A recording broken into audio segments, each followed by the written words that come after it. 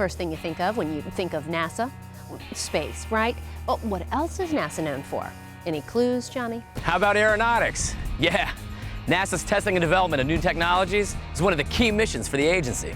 That's right. The first A in NASA stands for aeronautics, and you better believe NASA takes its job of keeping the flying public safe very seriously. Hi, I'm Jennifer Pulley. And I'm Johnny Alonzo, and today on NASA 360, we're going to find out a little more about how NASA engineers are paving the way to new aeronautical breakthroughs. And we're also going to see how NASA is helping to make the future of flying safer and much greener, too. How about a little history lesson first? You know, NASA was formed back in 1958 with much of its energy going towards getting us into space. But as early as 1917, NASA's predecessor agency, NACA, or the National Advisory Committee for Aeronautics, was turning flight into a science. Over the years, NACA and NASA engineers worked really hard to make flying much safer and efficient. In fact, virtually every aircraft ever flown in the U.S. has in some way been tested by NASA. Those engineers back in the day probably had it much harder than the engineers do today. Wouldn't you say so, Johnny? Yeah, that's right, Jen. Aircraft testing has definitely come a long way since the old days. I mean, one of the biggest changes ever has to be the invention of the computer.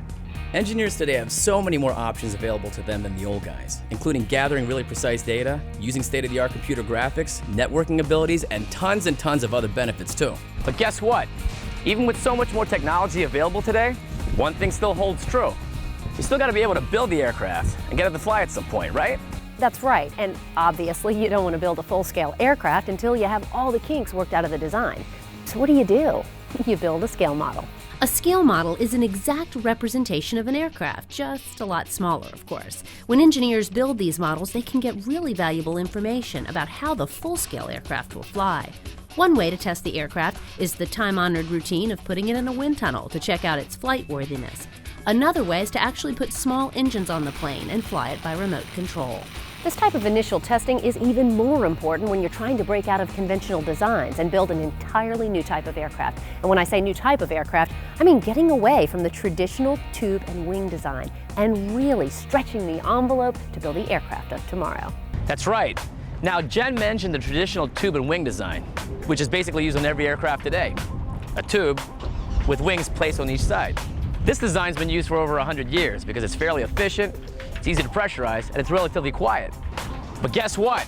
Researchers and engineers are discovering there might be a different design that can be more efficient, as safe if not safer than current aircraft, and much quieter too.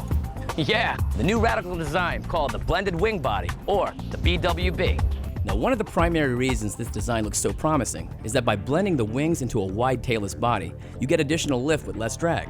In plain English, that means the plane could be up to 30% more efficient and quieter than conventional planes. Okay, remember when we were talking about scale models earlier? Well, that's where the BWB program is right now. Researchers are testing two 8.5% scale models that have a 21-foot wingspan and weigh about 500 pounds. Testing is being performed in a couple of different ways. One of the models is being flown and validated at NASA Langley's full-scale wind tunnel with some very encouraging results. But researchers also need to see this aircraft fly in the real world. And what better place to do it than where the sound barrier was first broken and so many other important air milestones were reached, right here at NASA Dryden in Edwards, California. I caught up with a couple buddies to find out a little more about how flight testing for the BWB is conducted. Hey, Johnny. Doing, yeah, good to see you. Hey, how you doing today? How you been? Good. Good to see you. This is wicked, man. Tell me about this. All right. Well, this is our scale model of a hybrid wing body flying aircraft. This is a 21-foot span scale version of a larger aircraft that we would fly. This program's been underway for about 4 years, and we've got this really fantastic team at NASA working with our industry partners from Boeing and Cranfield to do some low-speed flight testing. Well, can you tell me some of the differences between this aircraft and the ones that we're flying today? So this aircraft is it's a blended configuration. Okay. So we blend the wing and the fuselage in a way that it's more of an integrated configuration, and we do that. See that? Yeah, we do that to get us benefits in a couple of areas. First one is the aircraft is more efficient, so we get better fuel burn characteristics. What we call lift to drag ratio is much better. And the other thing we get with an aircraft like this that we're trying to prove out is we get better noise characteristics. And that will depend upon the engine placement, of course, and that's one of the things that we're trying to work on over time with this type of configuration. Really? So this aircraft gives us that 1-2 punch. Better fuel burn, better noise. Nice.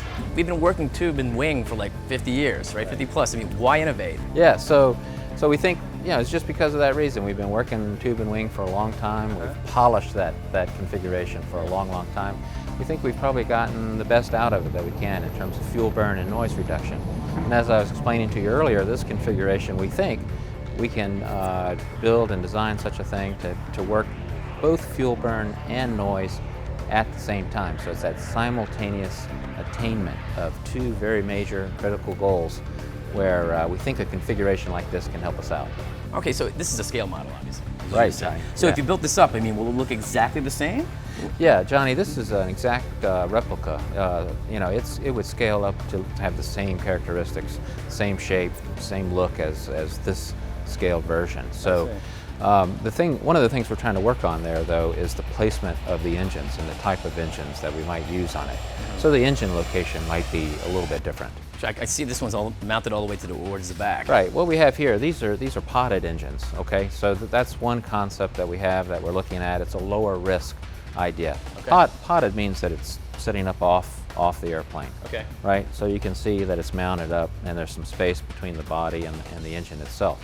There are a couple of other ideas floating around, like embedded engines, and they would be sunk down inside the airframe, and there would be little inlets to take the air needed to drive the propulsion system. So that's another idea that we're starting to explore in wind tunnel testing. Really? Yeah.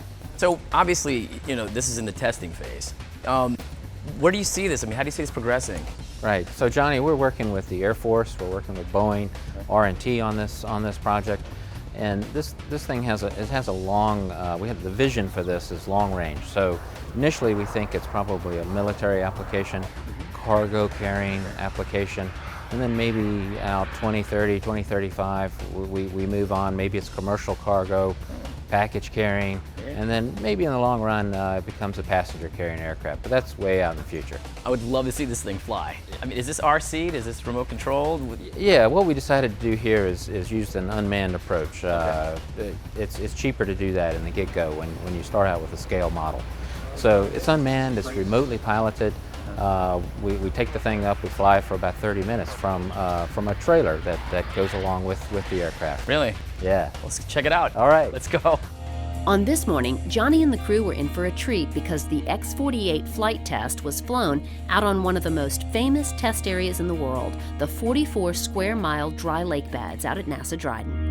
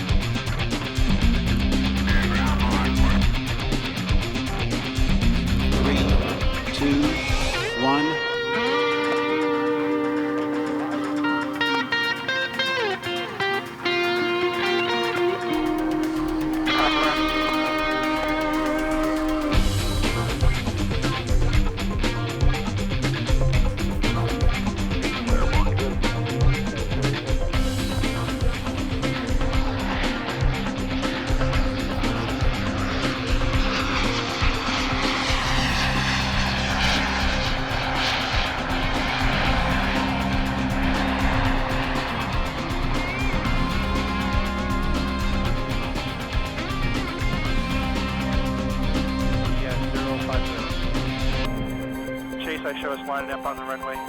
Yep, you're looking real good.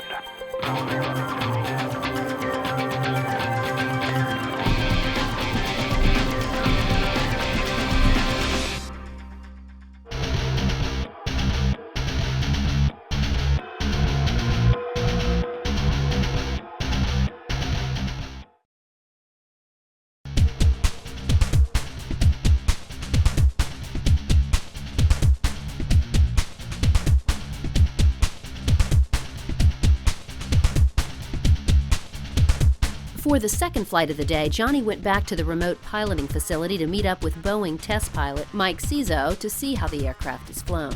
Hey, I'm here with pilot Michael Cizo. Check this out. Hey, tell us exactly where we are. We're in the ground control station, or GCS, Right. where we remotely control the X-48 Sure. based on all these displays, and the full cockpit setup is here, so I have all the information necessary for flight and monitor all the parameters to stay airborne and safely land. That's awesome. Are we ready to go? Absolutely, we're ready to start the mission. Let's go.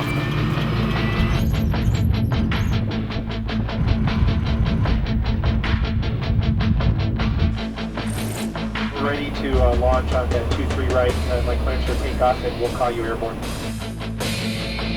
Launch is ready. Power's coming in. Ready. Come on, look out.